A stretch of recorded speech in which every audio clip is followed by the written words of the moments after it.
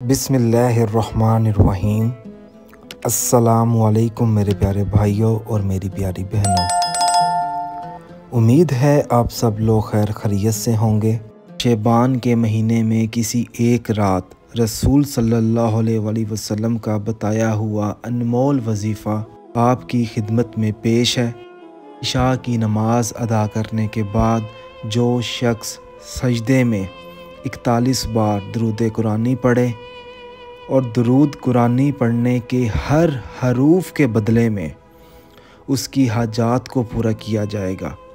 जब वो दरूद कुरानी पढ़ ले उसके बाद सजदे में ही अल्लाह पाक से अपने गुनाहों की मगफ़रत करनी है और दुआ मांगनी है। दुआ इस तरीके से मांगनी है, या अल्लाह हर नाकामी से बचा मुझे, या अल्लाह हर नाफरमानी से बचा मुझे, या अल्लाह हर इल्लत से बचा मुझे, या अल्लाह हर किल्लत से बचा मुझे, या अल्लाह हर ज़िल्लत से बचा मुझे, या अल्लाह हर नफ़रत से बचा मुझे, या अल्लाह हर मुश्किल से बचा मुझे, या अल्लाह हर मुसीबत से बचा मुझे।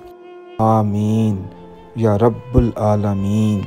दरूद कुरानी के हर हरूफ के बदले में आपकी हर एक जायज़ हाजत को पूरा किया जाएगा, चाहे वो हाजत आपके रिज़्क़ की हो, दौलत की हो, औलाद की हो, औलाद की नाफरमानी की हो, शादी की हो, रिश्ते की हो।